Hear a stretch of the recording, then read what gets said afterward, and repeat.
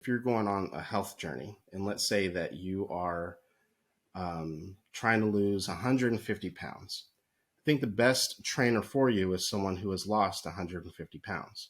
Because what happens is that, and not that other trainers can't, but you should at least, at the very least, still connect with and talk to people who have lost 150 pounds, because they're going to be able to tell you the steps along the journey. They're going to be able to it's going to feel like a GPS where you're going to wonder if you're lost, but you're going to be able to look at the GPS system and tell that, like, okay, we're headed in the right direction. Yes, it feels uncomfortable, but there's going to be a turn coming up, 3 blocks away that you're going to make a right.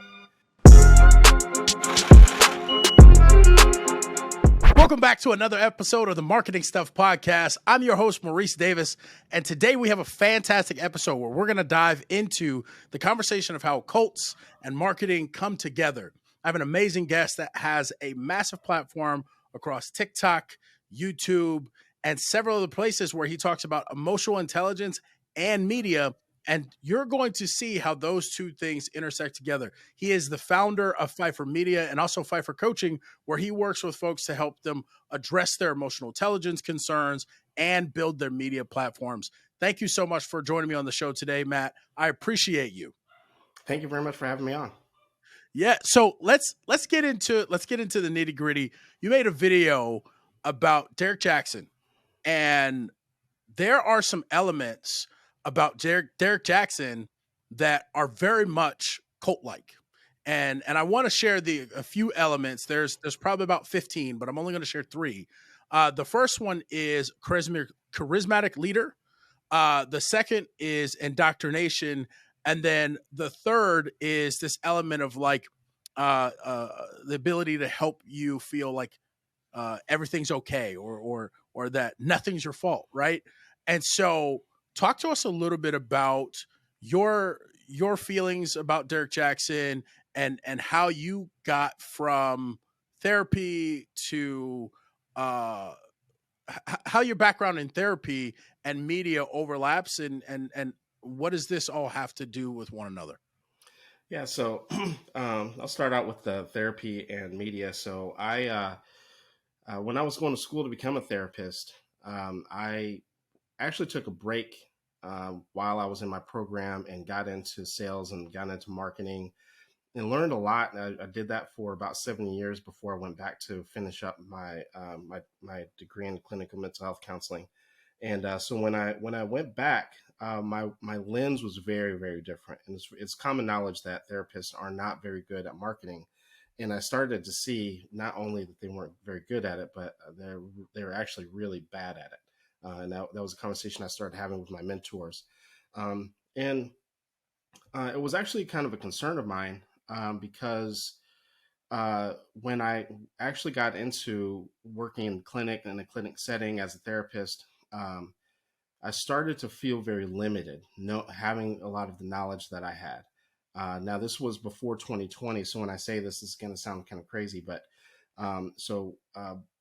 I remember having a conversation with my mentors and my supervisors at the time and telling them that I wanted to start seeing clients via Zoom. And at the time, people were like, Matt, that is absolutely crazy. You're going to commit career suicide. People want to see their therapist in person. Yep. And like I said, but this was before 2020. You're going to commit career suicide, and you're going to, every negative thing that you could probably think of at the time. You're not going to be able to take insurance was an issue as well. And I said, well, if that's the case, then I'm just going to have to roll the dice. And so I started Matt Pfeiffer Coaching and went with it and started to create content and started to network and started to market on social media, started to network a bit, created my own podcast, and things started to really, really take off. And then 2020 hit, and then everyone was looking for someone to meet with online and via Zoom. And so what happened is that I actually ended up being ahead of the curve once 2020 actually hit, and everyone was scrambling trying to figure out who they're going to meet with. But on the flip side, when we talk about this Derek Jackson video that I just put out, and some of those type of things, and what you mentioned in terms of cult-like behavior. I also, with my background in therapy, have also noticed that there's also a lot of coaches, a lot of creators who are using a lot of these strategies to be very manipulative towards an audience. Right. They're able to use their charisma. There's on one hand, there's nothing wrong with charisma. I think it's important to show personality, but on the other hand, it most definitely can be weaponized, and those are some things that I definitely saw Derek and a lot of other coaches and creators do, making it seem like they're the only solution, making it seem as though like you said, that it's in his situation, it's all men's problem, but there's certainly coaches that make it seem like there's like it's all women's problem.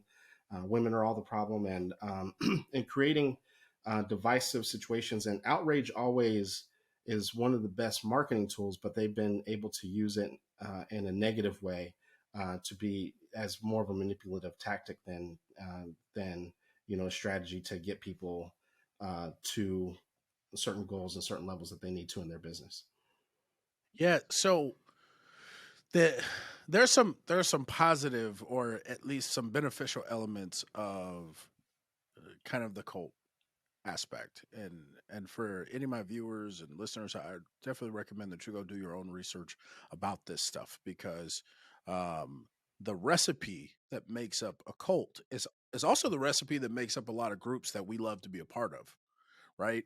And so how do marketing professionals, coaches, and anyone that wants to, build a community — we say community because it's a positive word, but really if we think about it, the elements of a great community are the same elements of a cult. So how do we balance those two to use the same elements that help build these groups that maybe we're fearful of, but in a positive way? With the cult like following, where they're actually where it's actually problematic, is that oftentimes they will make it seem like they're the end all be all. They'll make it seem as though you'll notice that they don't show any vulnerability. You'll see that they don't show any weakness, even to a point where if someone points it out, that those people will be attacked. So one of the things that happens whenever I do videos like what I did with Derek is that oftentimes his cult like following will start to attack, whether it's in my inboxes, whether it's in my comment section. I did another video on another problematic coach a couple of days ago, and all throughout my comment section, you're a dusty, you're just broke. If you're broke, just say that, all this kind of Yep. stuff. And so you see that like their insecurities truly come out. Whereas someone who is actually doing it in the best interest of their clients and that sort of thing, they'll be able to actually articulate and tell you who they work with, like who they work with best, and they can actually describe to you where they actually might be weak, and they're actually very self-aware at the fact of whether it be their shortcomings, whether it be like people that they kind of struggle with. For Yep. example, I don't take clients anymore, but one of the things I told people, because I worked with a lot of people who are in toxic relationships, I don't work well with people who are still in it.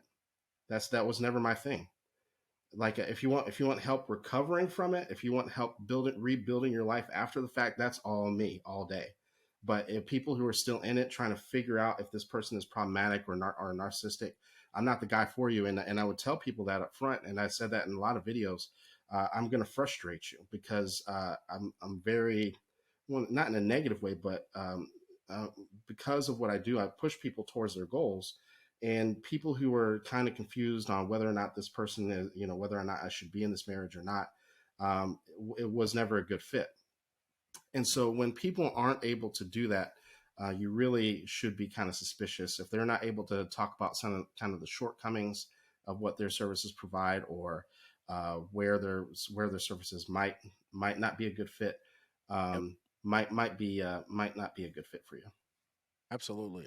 I couldn't agree more.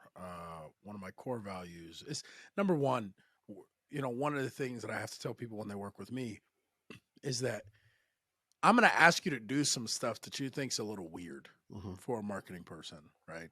We have to start the conversation with your core values, get into your personal goals, and then we can do the marketing stuff. And if Yeah. you're not okay with that, then I can't be the guy for you, because too much of what I believe about marketing is wrapped up in who you are as a person. There are some tactics that And, just aren't to, going to sit right.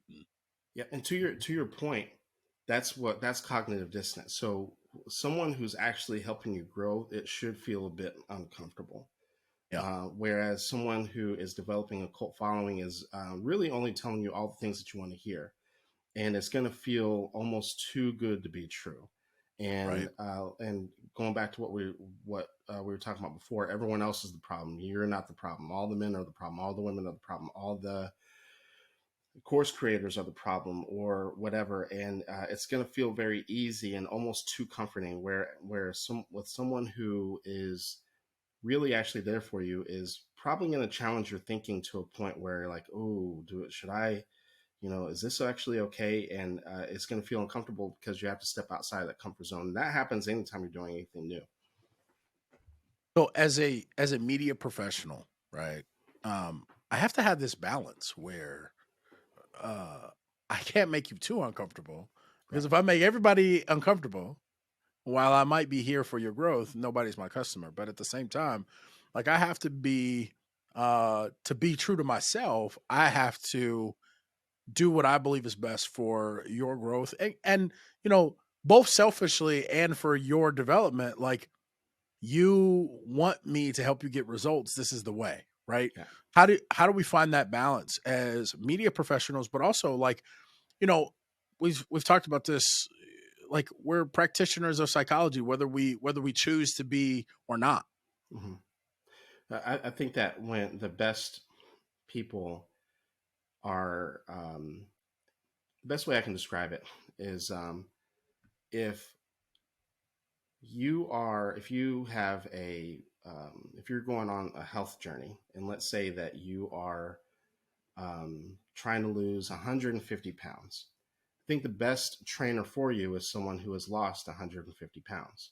Because what happens is that, and not that other trainers can't, but you should at least, at the very least, still connect with and talk to people who have lost 150 pounds, because they're going to be able to tell you the steps along the journey. They're going to be able to it's going to feel like a GPS where you're Right. going to wonder if you're lost, but you're going to be able to look at the GPS system and tell that, like, okay, we're headed in the right direction. And yes, it feels uncomfortable, but there's going to be a turn coming up, 3 blocks away, that you're going to make a right.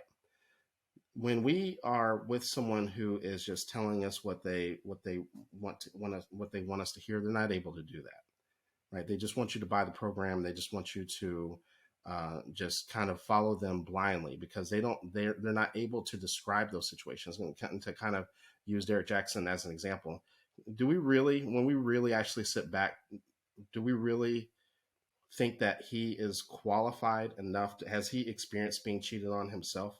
He'd been married to his ex-wife since he was 19 or had been with her since he was 19 years old. Do we really think that he knew or qualified? He didn't go to school for it. So, so it's not like there was any type of learned knowledge that he had. Do we really think that he had the qualifications to teach people about how to recover from cheating? Was that something that he had experienced? And so when we, so when we kind of fast forward that over to marketing, I want to partner with people who have been there, who have done that, who have built it up, who have experienced the pain points, who can describe the pain points as I'm going through it, Yep. and are able to kind of show that through their actions. They're able to show that through some of through their testimony, or their story sharing, and that that I can relate to. Like, for example, there's certain people who are in the marketing industry that they started out with, $50,000 loan from their parents. That's not someone who I'm going to be able to connect to very much. I'm going to be able to connect to someone who struggled to get it started, or questioned if they should get it started, or those sorts of things. And so you want to make sure that it's someone that is relatable, that might be at a level that you're trying to achieve to, but didn't forget where they came from all at the same time. I like that. I think you're also, from a consumer perspective, if you're watching this and you have a business and you're like, oh, how do I do this? But I think also like from the perspective of the practitioner, one of the things we have to get really comfortable with is uh, sharing who we are, Hmm. right? So, some of those positive elements of the kind of cult recipe was the charismatic leadership.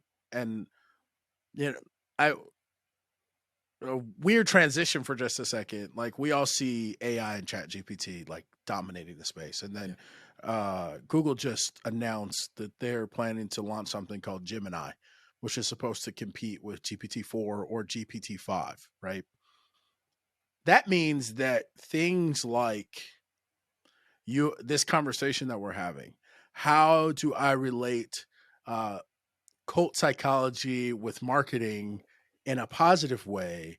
These tools will be able to spit out a document that is essentially a report that says this is how you do it, Hmm. at a speed and a level of accuracy at some point that you and I will have a very hard time competing with. Like, Hmm. if just being completely frank. But what they will lack is this piece of the experience, the expertise from the real world interactions, and then the who you are, not just what you know, Hmm. right? And so it's interesting hearing you talk about that now of like, I want to find people that I resonate with. How would you say, because you made a pretty uncomfortable transition, I would assume, having the people that you you more than likely looked up to as far as like in a professional sense tell you like, hey, I don't think this is a good move, and you were able to say, I get that that's what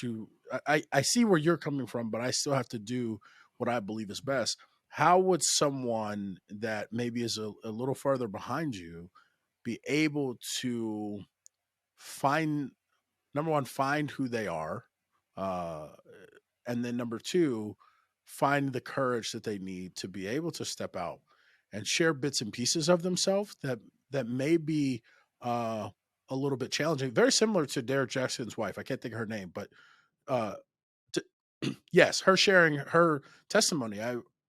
When I first heard it, I was like, that might be a little taboo. But I've talked to some women about it, and they were like, I'm glad she did. It made me feel heard. It made me feel seen. So, how does a practitioner do something like that? I think it's important to have that circle of people that you trust. But I also think that it's important to have people who are outside of that bubble and outside of the circle too. So as much as I talk about the mentors that were a part of that process, there were also people who were outside of that box who were saying, "Matt, yeah, this is the way to go."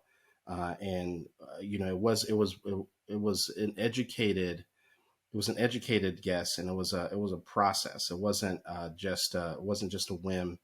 So we do need to be careful that we're not just swinging for the fences without some sort of yes, it was a risk, but I knew that it was a risk that was worth taking. I saw that it had worked in other industries, so there wasn't any doubt in my mind that it could. I saw the potential of it working in the industry that I was in. I talked to Got other it. people who were in other industries that I was working for. And so, on one hand, yes, it was very nerve wracking to step out and to do that on my own. On the other hand, I saw I saw it work. Right, I saw it work for other Right. people. Um, I had experience in marketing, so I knew certain elements that I knew that I was going to be working from scratch and doing something that was very abnormal at the time. Not a lot of people were talking about mental health on social media or anything like that at the time. Um, but I also felt like it was something that was worth the risk. And when I kind of took a step back and talked to people in different circles, it began to make sense, and I decided to take the risk. Hmm. Nice. So, one of the things that you said to kind of like encapsulate some of what you're sharing was that number one, you spent the time to do the research, both for yourself and to find people that already had experienced what you were thinking you were about to get into, which ties back into what you were saying before. Like, you resonate really well with the folks that have kind of been there, done that, Hmm. that are kind of in the same place, that maybe have started from the same place that you were, and now can be that GPS to help guide you to that next place. Um, and then it also sounded like you were saying that you did know that it was a risk and that there was some um, probably some hesitation, but leaning into it was kind of how you were able to kind of make your way through. Is that a fair Yeah, summary? definitely leaning into it and just and getting out and actually doing it, knowing that there was definitely going to be some pushback. I got a lot of pushback. Had a lot of trolls in the beginning, Yeah, and so understanding that anytime you do something new, anytime you do something different, you're always going to get pushback. yeah. So talk to me a little bit about, since we're staying on this idea of like the cult elements. I have a colleague of mine. I have a colleague of mine. I love her to death. But I disagree with some things that she says. Big time, big Hmm. time. And one of those things that, tying it into a cult element, she's very very much so for gatekeeping. Um, and your platform, from like looking back at some of your videos, is a lot of transparency. Like, Hmm. here's the information. Like, not to say that someone could watch your videos and like not need a therapist, but they probably could solve a fair amount of their problems if they were willing to watch several videos, practice some of the things that you're sharing. You talked about a young woman that had a narcissist mother and a narcissist significant other, and how she could go about building an exit plan. I think somebody could have a very similar situation and still use that foundation to help move them to their next level.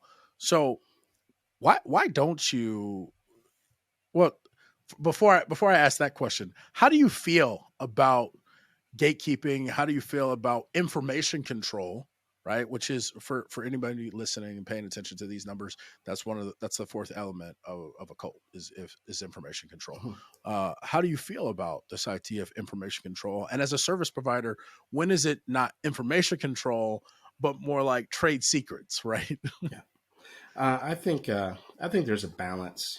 Um, I do think it's very important to show value up front, for a handful of reasons. And I do think it's not only important to show value up front, but actually give people resources and tools that they can use, that they can apply, that are going to work.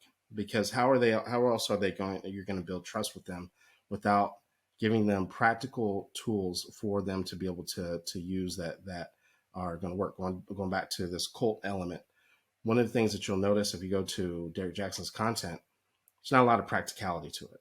It's a lot of Mhm. meme worthy quotes. It's a lot of fluff. A lot of a lot of stuff that makes you feel good, right? It makes you feel good after you've listened to it, but nothing that you can actually apply. Just kind of makes you look at things very differently. So I do think that it's important to give people practicality, tools and handles that they can apply, that they can use, and they can see in real time. Oh yeah, this actually works, and this was actually helpful. Whether it be breathing techniques. Now, I do think that there are times where we need to be mindful of the information that we're giving. Um, there's there so I don't think that I intentionally gatekeep, but there are things that I'm only comfortable sharing in a one-on-one, because on a mass scale without context, I feel like certain things could be weaponized. Right. Certain things could be. There's definitely been times where I've shared some things, and I've seen, other creators, other coaches, competition, if you will, steal it and make it seem like it was their own. And I feel that happens all over. So that part, I don't care about people stealing stuff, but where I didn't feel comfortable is I knew that these people didn't have the depth of knowledge to talk about it at a deeper level. So I could see where that would become problematic if you think that someone could take something that's very surface level, try to apply it, and because they don't have any follow through, if they can't follow through, that all of a sudden it could become a problem. So I do think that we need to be very aware of the information that we put out there. Mhm.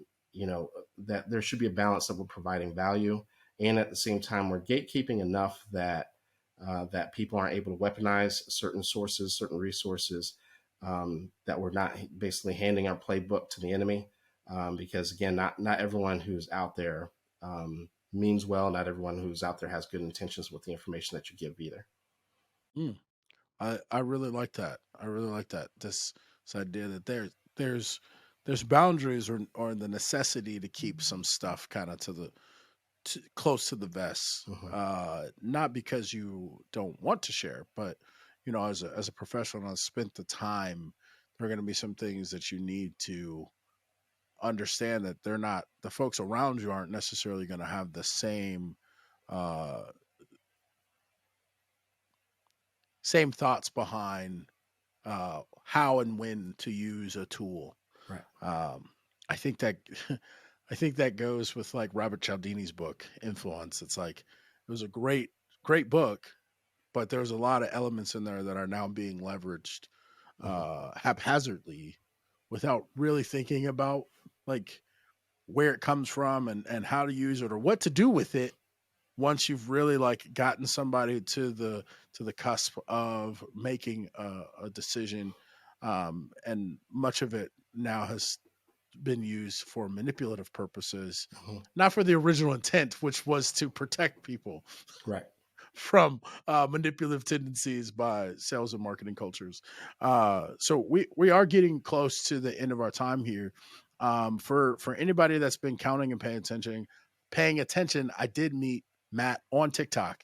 So if you know the number, send me an email at Maurice at marketinggrowthstrategy.com with the number of the episode and which number creator he is that I met on TikTok, and I'll enter you into a drawing to win a Yeti Blue microphone.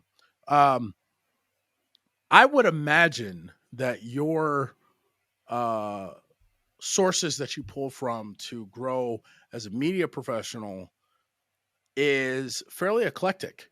And so, what's an interesting um, bit of whether it be a course, a book that you've leveraged to make you a better media professional that may not be in the standard media professionals library? Um, you know, the so I follow a lot of sports content on TikTok. I follow a lot of sports content. I follow a lot of comedians, and I would say that those two, and when you combine those two, people who are like just naturally funny, like I don't, I do like listen to a lot of marketing people, but I like watching people who are just doing it naturally, and Yep. they don't even know what they're doing, or maybe they know what they're doing, but they can't even describe to you what they're doing. Right. I can't think of his last name, but Tony. He has long hair.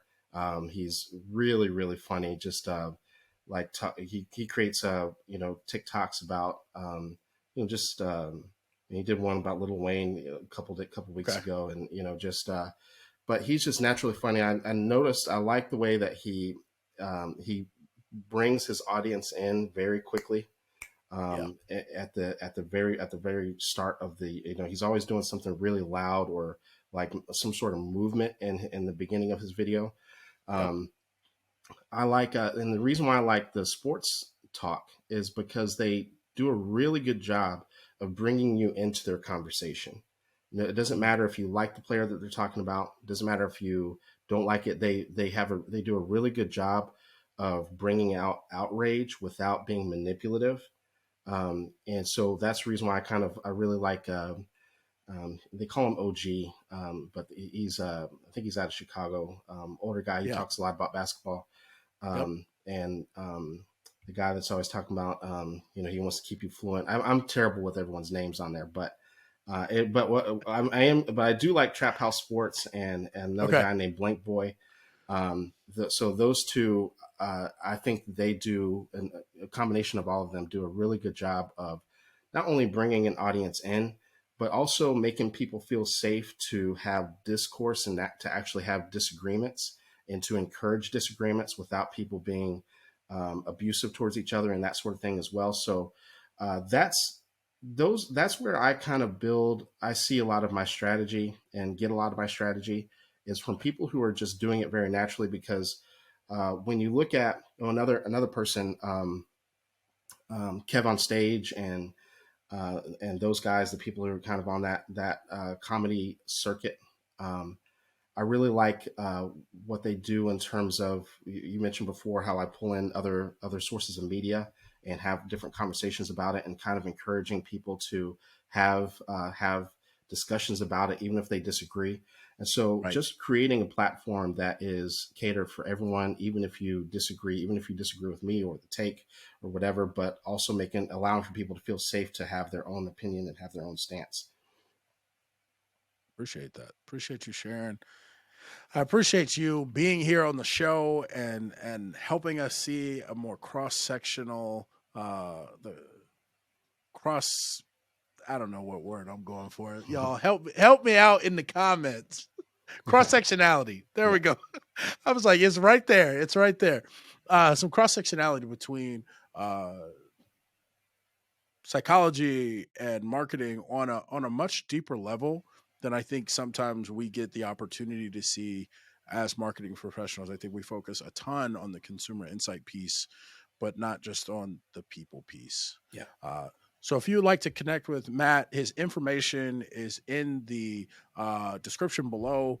You'll find his TikTok and then the page where you can connect with him over on Pfeiffer Media.